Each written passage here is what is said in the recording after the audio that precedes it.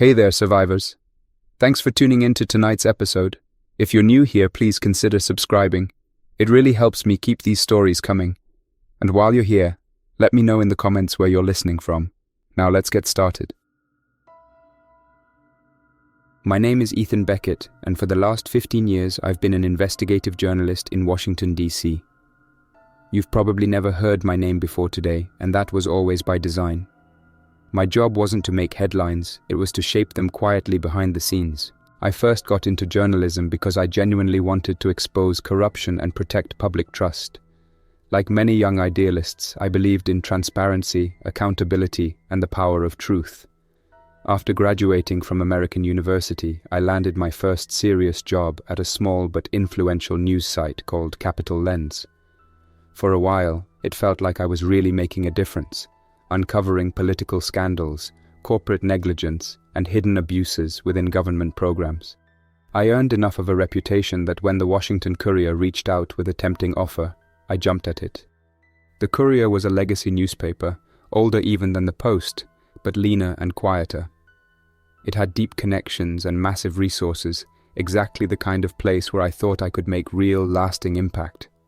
But what I didn't realize until later was that the Courier specialized in a very particular kind of investigative journalism, the kind that never got published. They paid well, incredibly well, for stories that the public would never see. I was young, ambitious, and had student loans stacking up. They made me an offer, and I convinced myself it wasn't compromising. The stories were still true, after all. I was just writing for an audience of one. At least, that's what I told myself. My specialty quickly became national security cover-ups and industrial accidents that never made the evening news. Chemical spills that left entire communities quietly evacuated. Military exercises gone wrong, reported as routine training, but nothing shook me quite like what happened in January of 2015 when an anonymous whistleblower contacted me. The package came unmarked, wrapped in plain brown paper, delivered directly to my apartment. Inside was a USB drive labeled simply Witness. I plugged it into my air-gapped laptop, one isolated from the web, something I'd learned was necessary in this line of work, and immediately found files that made my pulse quicken with dread. There were video clips, internal memos, and encrypted military logs. One video was particularly disturbing, recorded in grainy infrared night vision, showing armed soldiers entering what appeared to be a suburban neighborhood. Coordinates added in the metadata pointed to a small community just outside Greensboro, North Carolina. The timestamp indicated it had been shot only 2 weeks earlier.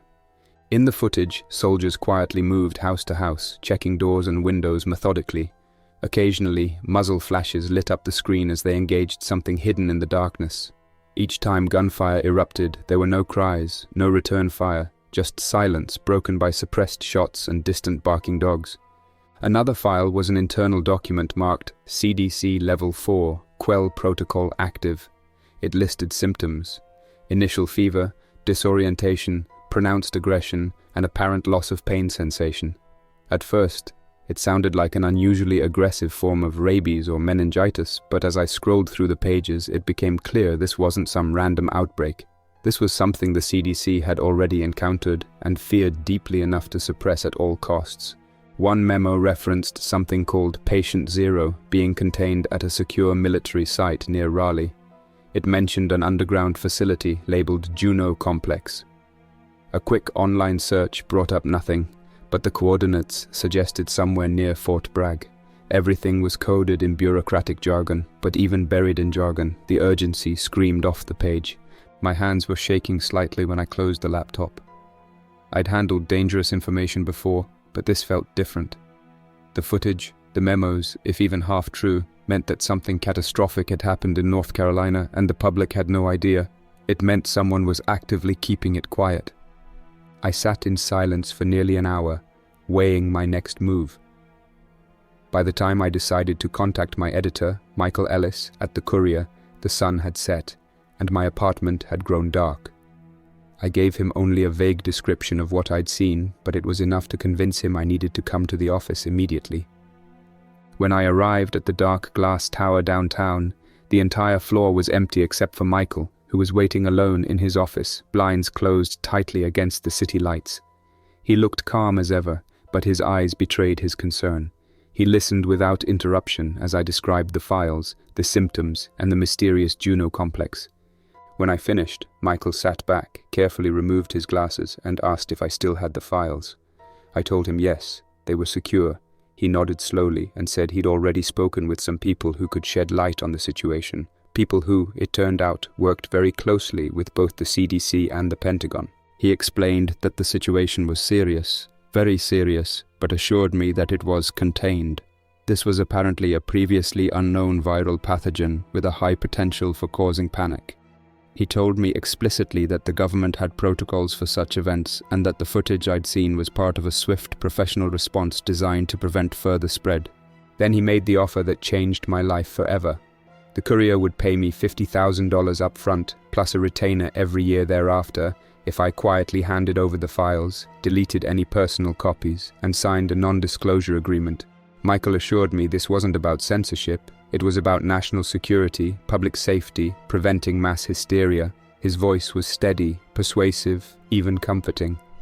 In that moment, alone in that dimly lit office, the decision seemed straightforward.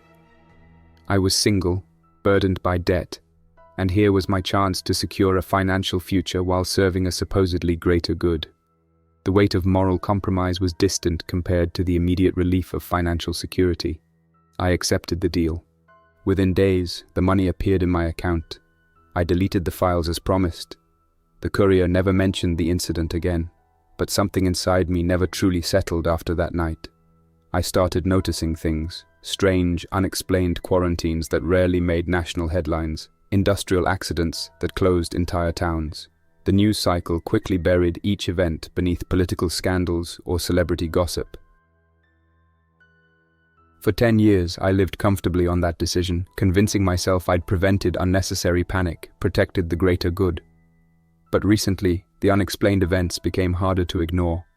Whispers emerged on forums, strange disappearances spiked in rural communities, and eerie videos began surfacing online, reminiscent of the ones I'd once held in my hands.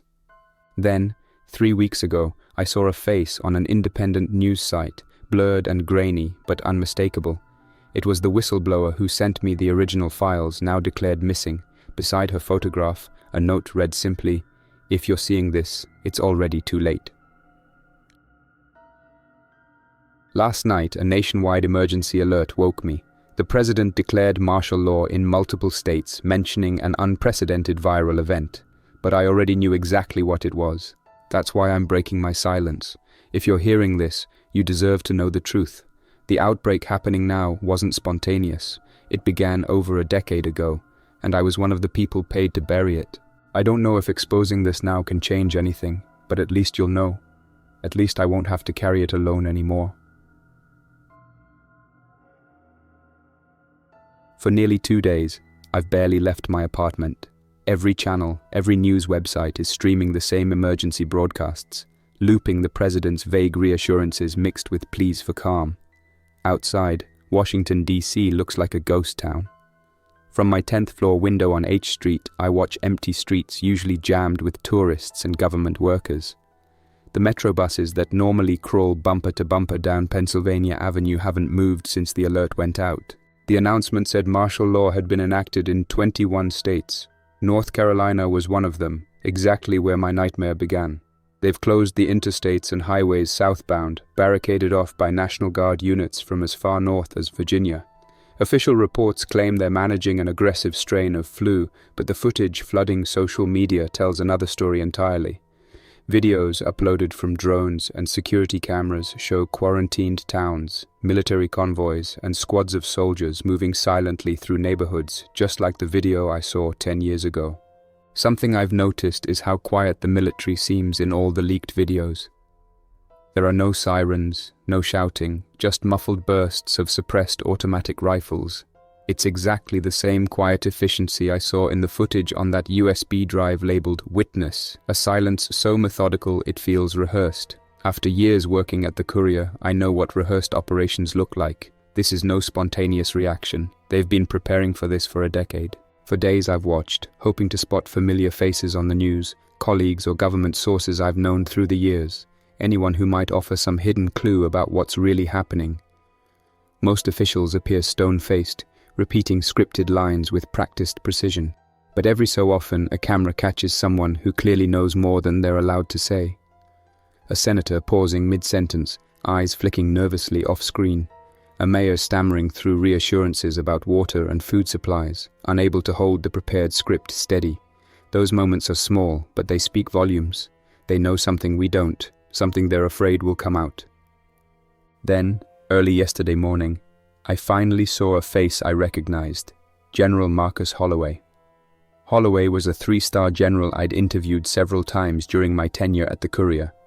He'd been the face of Homeland Security responses to domestic crises, natural disasters, terrorism drills, outbreaks. He had a confident, authoritative presence.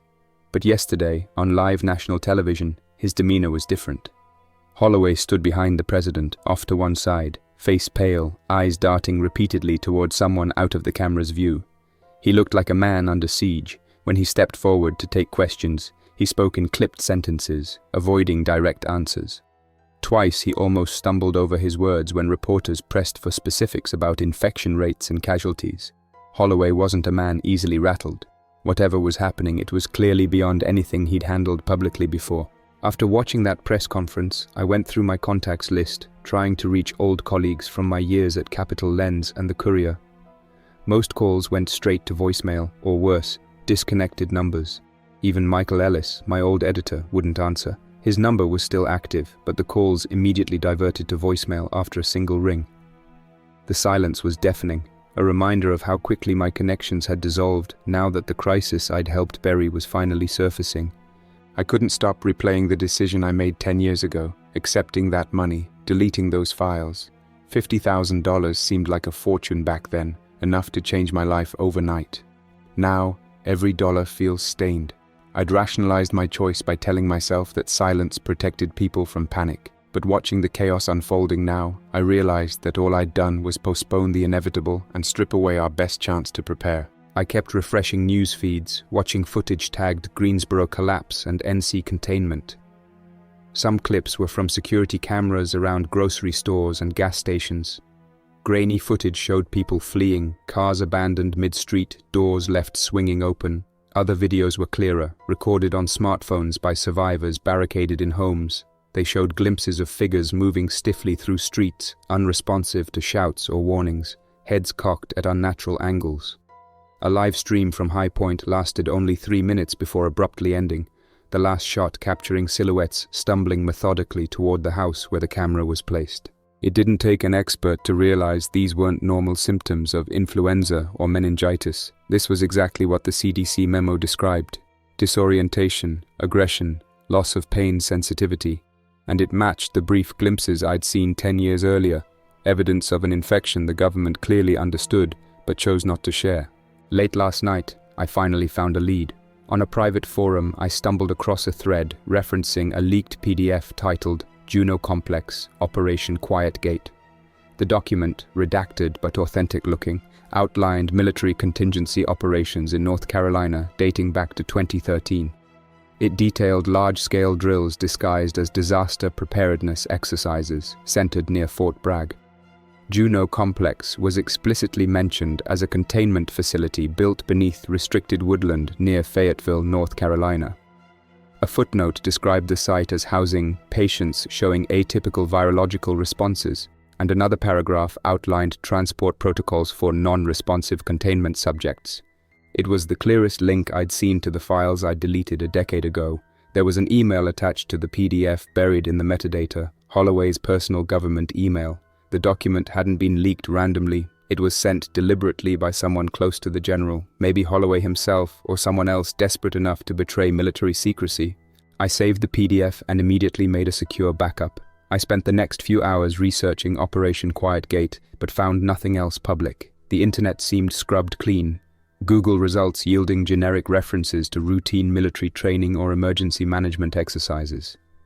Whoever had sent that file knew it might never surface elsewhere. It was like a message in a bottle tossed into the ocean, desperately hoping someone would find it. Finally, around 3 this morning, exhausted and haunted by the images I'd watched, I decided I couldn't stay silent. I began drafting an open letter, a confession of sorts.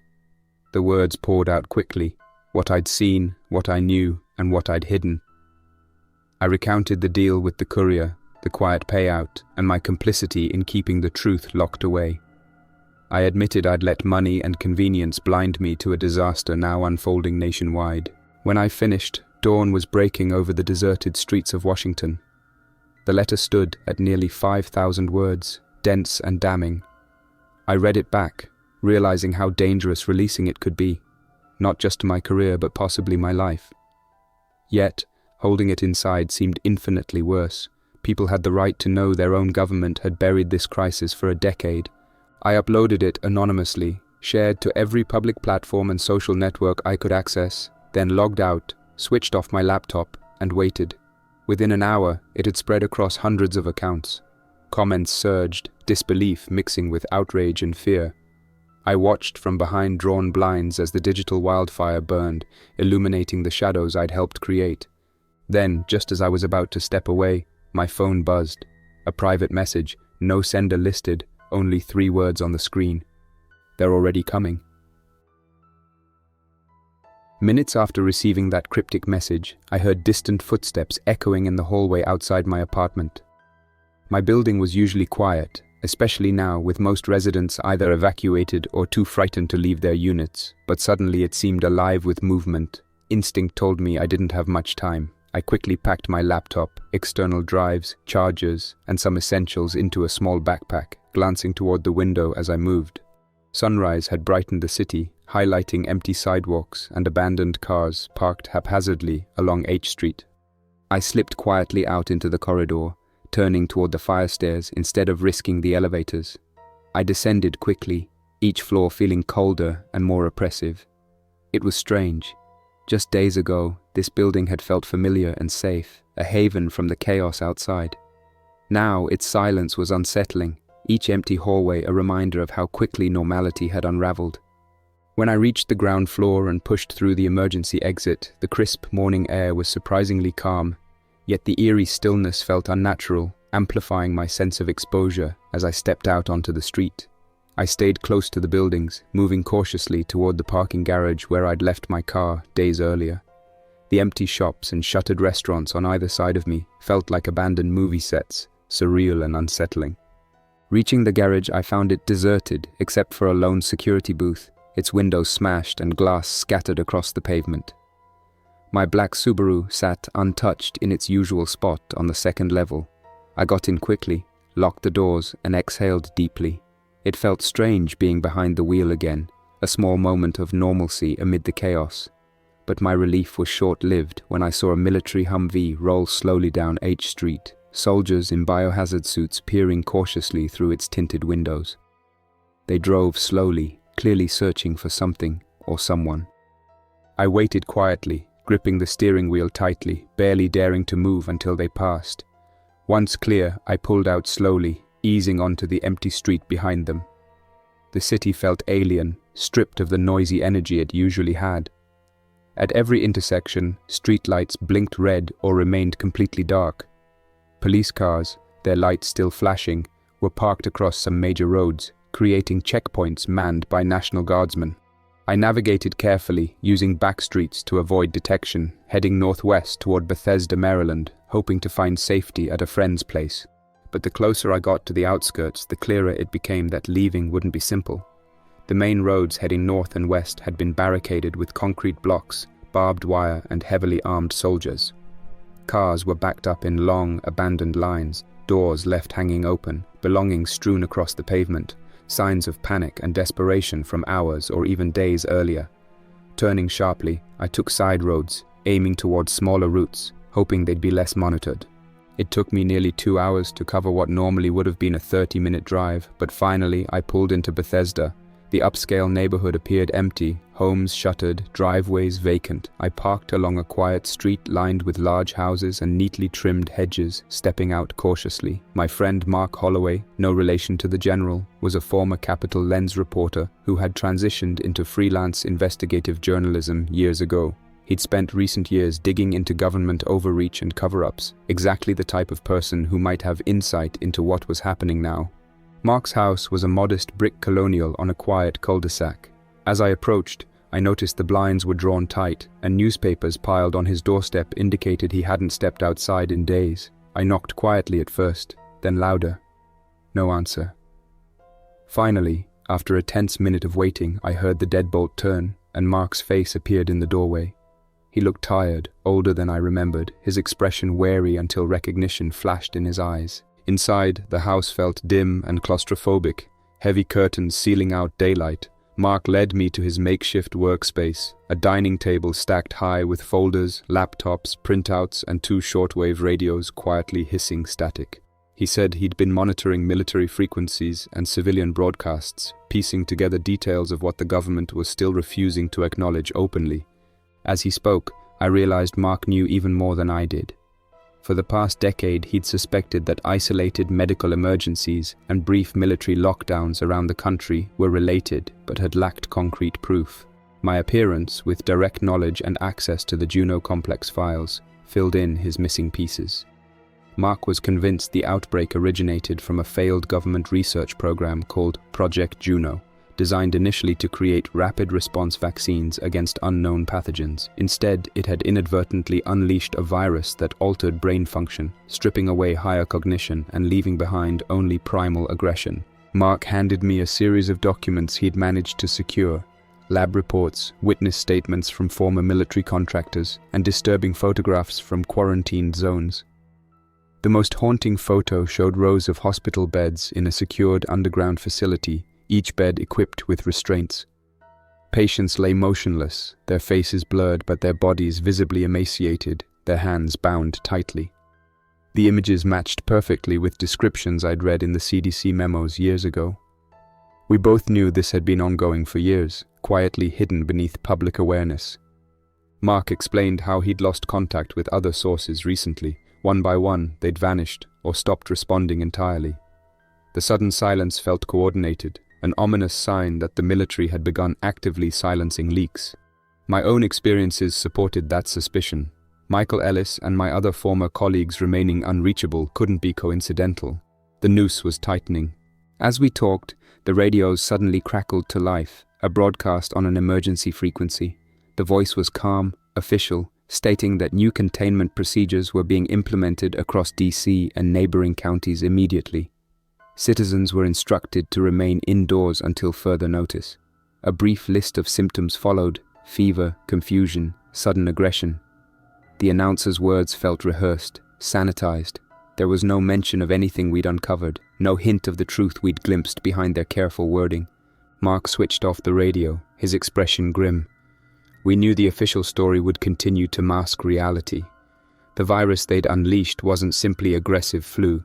It changed people into something barely recognizable, stripping away their humanity entirely. The military response wasn't aimed at saving lives. It was solely focused on containment, isolation, suppression. Before leaving, Mark handed me a small pistol, a Glock 19, loaded, which he'd kept stored securely. I took it reluctantly, understanding it was a grim acknowledgement of the reality we faced. The gun felt foreign, heavy, symbolizing how drastically my life had shifted in mere days. My role as a journalist had always been about words and truth, never violence, yet I knew this was no longer the world I once understood. Stepping back onto the silent street, I saw movement in a window across the cul-de-sac. Someone stood motionless, staring blankly outward, face obscured by curtains. I quickly got into my car, locking the doors instinctively. Whatever was happening out there wasn't contained. It had already spread far beyond their official warnings. As I started the engine, my phone vibrated again. Another anonymous message appeared on the screen. Simple, stark. "They know you're talking. Run."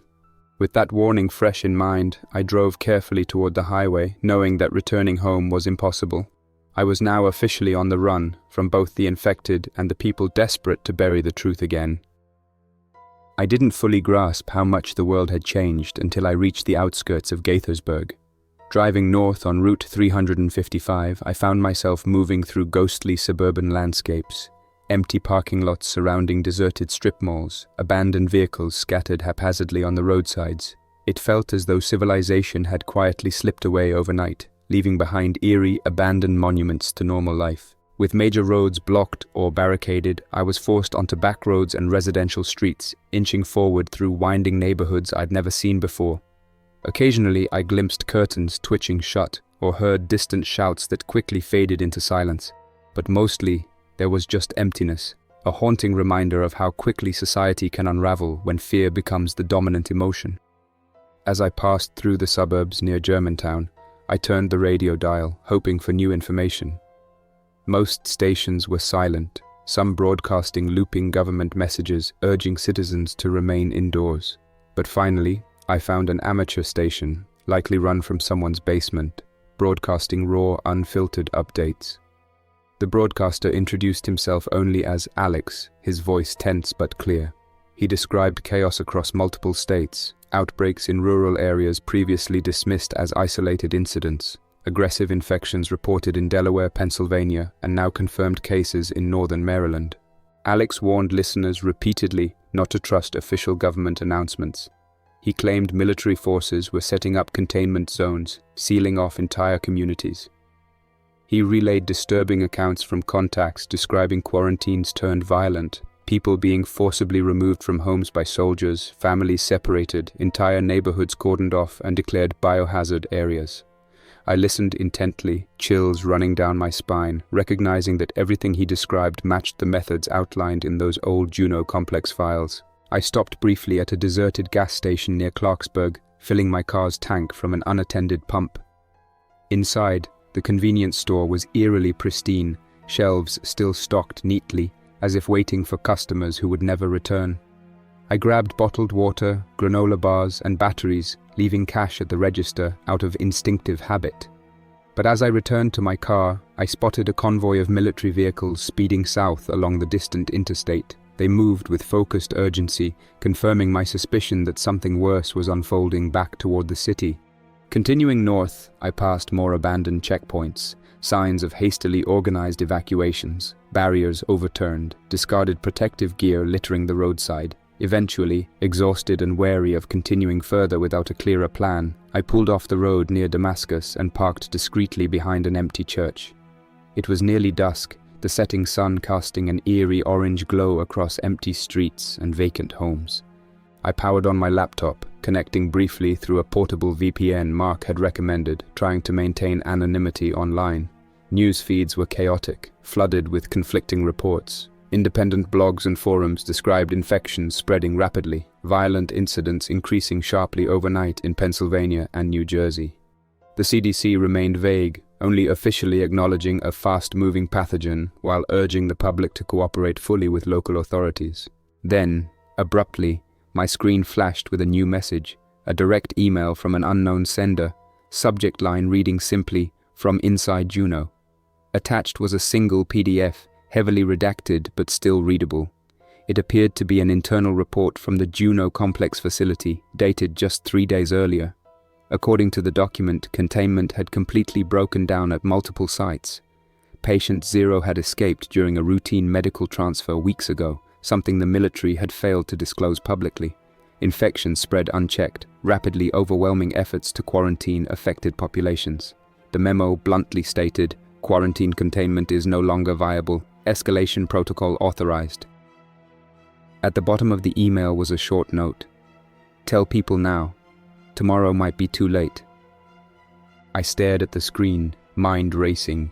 Whoever had sent this knew exactly what was happening and was risking everything to leak it. I had no idea how long they'd survive or how many others were still inside Juno, desperately fighting against overwhelming odds. But the urgency was clear. If containment had already failed, no area would remain safe for long. As darkness deepened outside, the distant sounds of military helicopters began echoing through the night sky.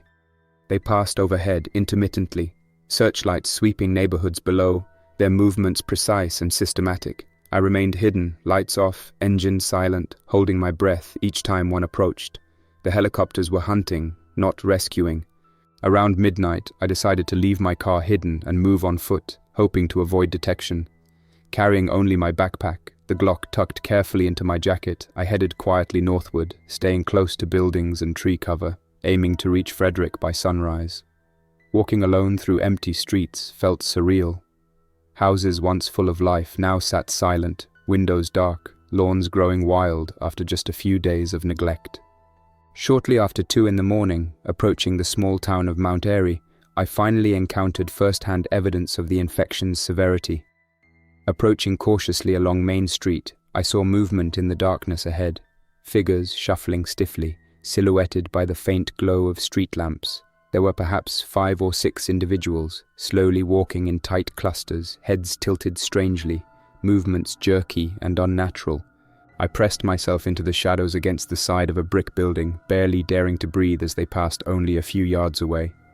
Even in the limited light, their vacant stares were unmistakable, eyes glazed, unseeing, faces slack and expressionless.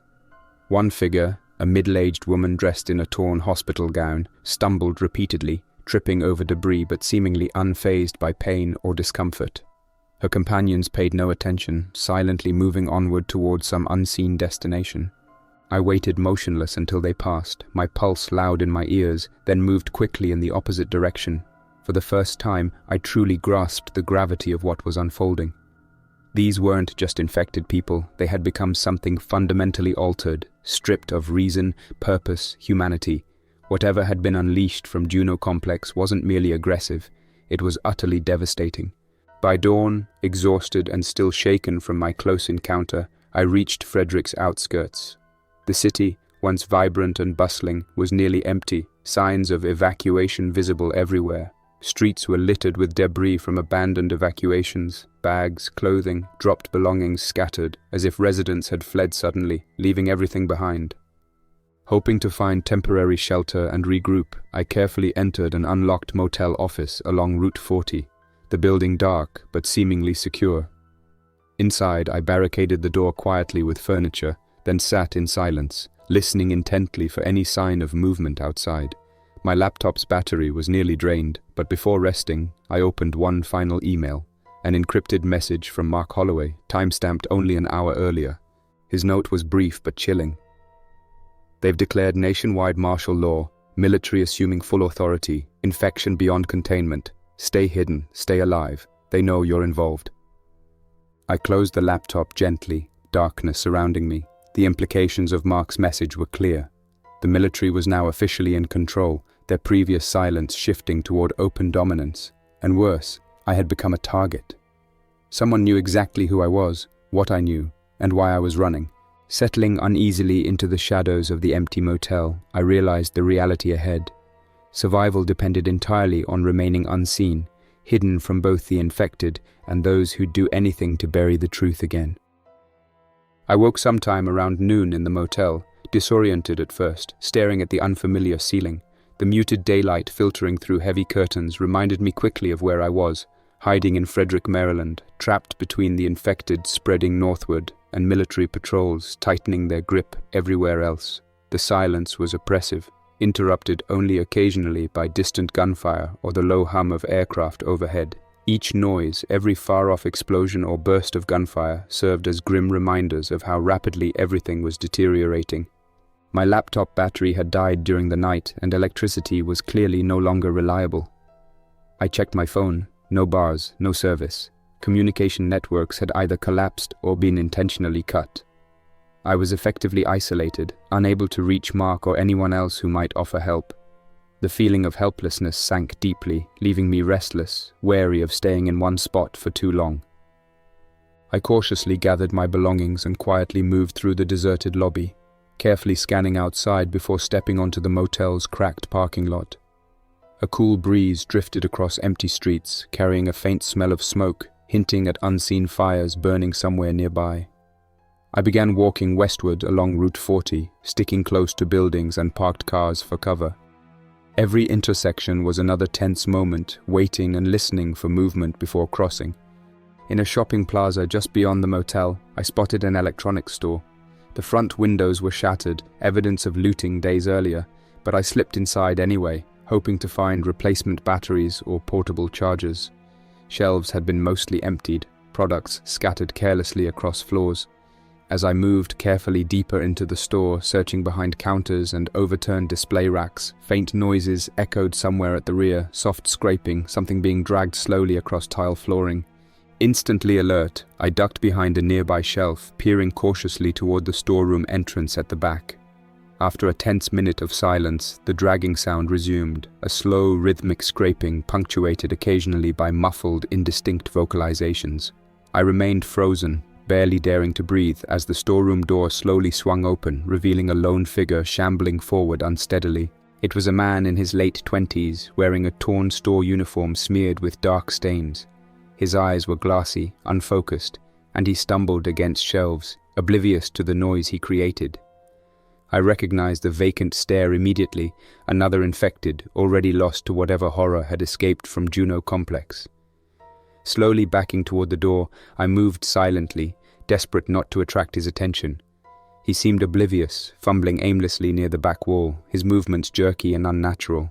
Finally reaching the doorway, I slipped outside unnoticed, pulse racing, thankful to be back in open air. Moving quickly down a side street, I realized how rapidly infection was spreading. Frederick had clearly become unsafe overnight. The infected were here, already wandering openly, unchecked. The military had withdrawn, or perhaps given up attempting containment here. My thoughts flashed to what I'd read days ago. Containment no longer viable. I now understood fully what that meant. These areas were simply being abandoned to the spreading chaos. By mid-afternoon, exhausted and wary of running blindly, I reached the edge of town near a small housing development. Here, I spotted several military trucks parked haphazardly along a residential street. Approaching cautiously, I saw no soldiers nearby, only abandoned equipment scattered across lawns, open vehicle doors swinging gently in the breeze. There were spent rifle casings littering the pavement, evidence of a violent confrontation, but no bodies or survivors anywhere in sight. I entered one truck quietly, searching the interior for any clue about where soldiers had gone or what orders they might have received. Inside, beside radios now silent, were folders marked "Classified," hastily discarded. Flipping quickly through the pages, I found fragmented communications detailing the rapid breakdown of command structure. Soldiers had apparently been ordered to withdraw towards secure facilities near Baltimore and farther north, leaving large suburban areas undefended. A note scribbled hastily in pencil caught my attention. Local populations unrecoverable, abandon and isolate. Chilled by the stark wording, I stepped back outside, feeling increasingly vulnerable standing exposed on the deserted street. Glancing around, I spotted a large black SUV parked discreetly behind one military truck, windows tinted, doors closed tightly. Approaching carefully, I saw someone slumped motionless behind the steering wheel. At first I assumed they were dead, another victim abandoned amid the chaos. But as I drew closer, the figure moved suddenly, startling me backward. It was a young woman, pale, frightened, holding tightly onto the steering wheel. She looked out at me cautiously through the windshield, uncertain if I was friend or foe. Carefully raising my hands in a gesture of harmlessness, I approached slowly until she cracked the window slightly, speaking quietly through the small gap. Her name was Sarah Mitchell, a medical researcher from Johns Hopkins University. She'd been part of a CDC advisory group mobilized urgently days earlier to assist military containment efforts. She'd fled when her convoy was overrun by infected near the outskirts of Frederick, hiding ever since, too afraid to move. Sarah opened the door, cautiously allowing me inside. She spoke rapidly, her voice strained as she described how quickly containment had collapsed, how soldiers had been overwhelmed by infected in mere hours. Her description matched everything I'd suspected and feared, confirming what Mark and I had pieced together. This virus was aggressive, relentless, unstoppable once infection took hold. Sarah's knowledge offered chilling insight. She confirmed my suspicion. The virus had been engineered by accident.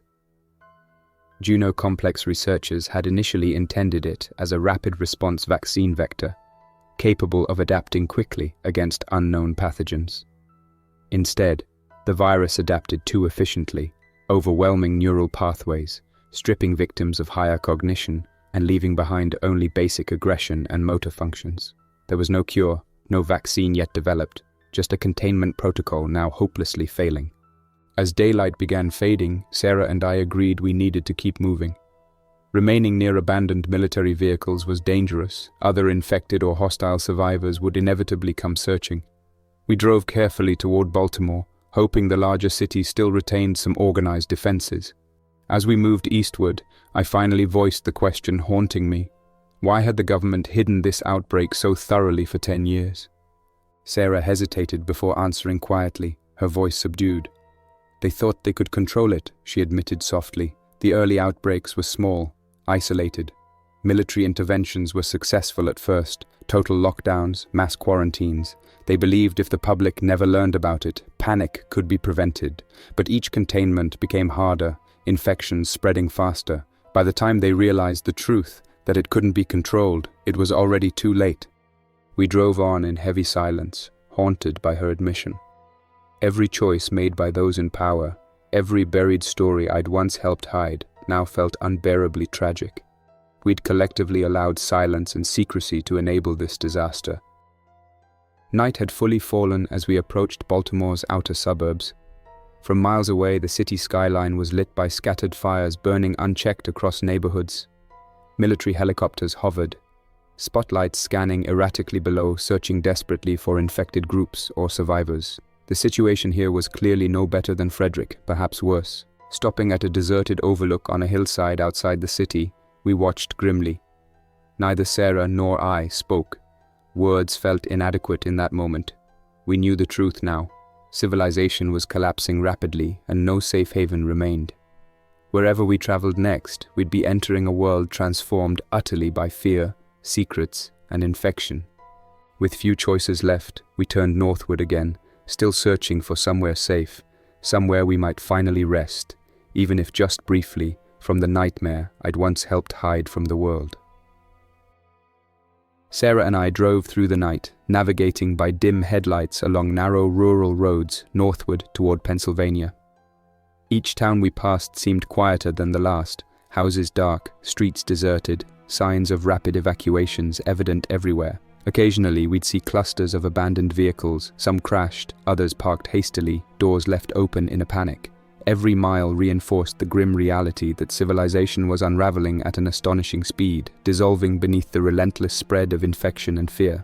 Around 2 a.m, exhaustion compelled us to pull over and rest briefly near a deserted farmhouse outside York, Pennsylvania.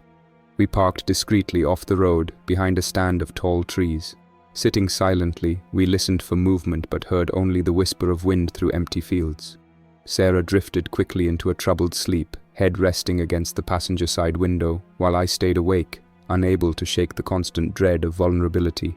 Every shadow cast by swaying branches became potential threats, infected stumbling from darkness, soldiers appearing suddenly from hiding. Even now, away from immediate danger, rest felt impossible. By first light, we moved cautiously onward, hunger and fatigue driving us to search for supplies. Approaching the outskirts of York, we found a small grocery store that appeared largely untouched, doors closed but unlocked. Inside, shelves were still mostly stocked, a surreal image of normalcy frozen in time. We gathered bottled water, canned food, batteries, and medical supplies quickly, wary of lingering too long. Behind the checkout counter, I saw newspapers dated days earlier, headlines still blandly mentioning flu outbreaks, reassuring the public that everything was under control. I stared bitterly, knowing intimately how those lies had been shaped and propagated, how I'd once participated willingly, burying truth beneath comforting words and careful omissions. As we left the store, Sarah's phone, surprisingly still powered, buzzed suddenly with incoming texts, delayed messages finally pushing through. They were frantic alerts from former CDC colleagues, terse updates filled with desperation. CDC headquarters evacuated, Baltimore facility compromised, infection now confirmed nationwide, and finally, hauntingly, all research halted, no vaccine, it's too late. Each message hit like a physical blow, shattering any lingering hope that a coordinated response was still underway. We were truly alone. We drove north through Pennsylvania's increasingly desolate countryside, eventually reaching Harrisburg by late morning. Approaching carefully, we saw smoke rising from multiple neighborhoods, vehicles abandoned in the streets, signs of widespread looting and panic clear everywhere. Military barricades erected hastily days earlier now stood empty, soldiers gone, leaving only discarded equipment behind. The state capital appeared fully lost to chaos and infection. Carefully bypassing downtown, we crossed the Susquehanna River, taking back roads through farmland and forest, hoping isolated rural areas might offer temporary safety. Outside a small town named Millersburg, we stopped briefly, encountering a small group of survivors sheltered inside an elementary school. They cautiously allowed us entry after tense introductions. Inside, about 20 people huddled quietly, families, elderly couples, a few single individuals, all drawn together by shared fear and desperation. They welcomed our limited supplies gratefully, offering us brief warmth and rest in return.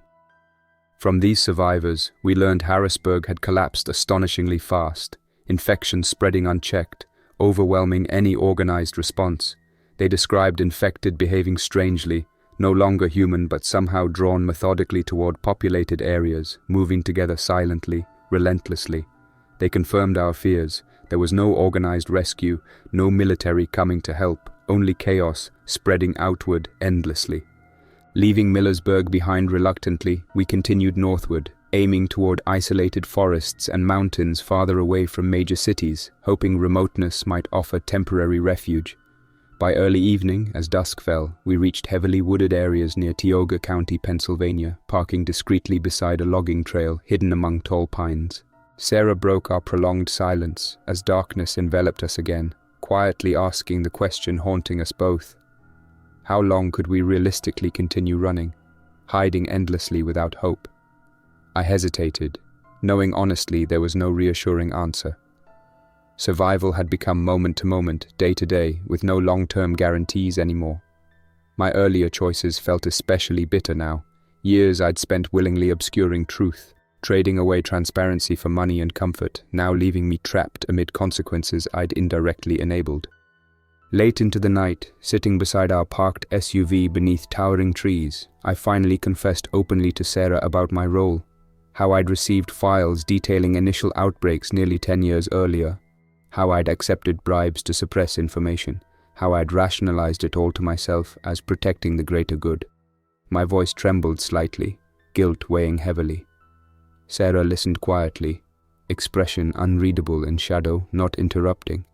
When I finished speaking, she remained silent a long moment before responding softly. You can't change what happened then, but maybe this, telling people the truth now, is your redemption, your way to finally fix things, even a little. Her words struck deeply, offering small comfort amid overwhelming regret. Maybe she was right.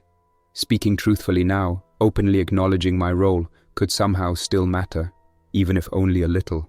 We stayed awake silently for hours afterward, neither speaking, just watching stars glittering distantly above, unchanging, indifferent to humanity's plight. Eventually, sheer exhaustion overtook us both, pulling us into restless sleep.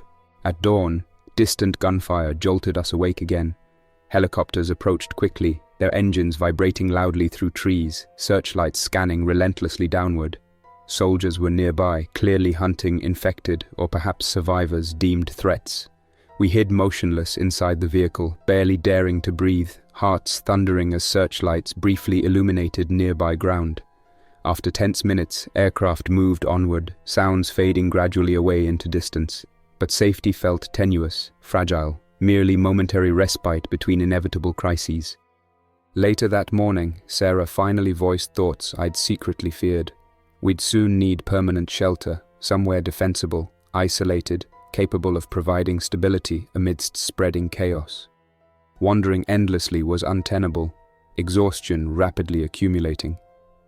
We decided tentatively to head north toward Adirondack Wilderness in New York, remote mountain terrain hopefully offering temporary safety, far from infected cities.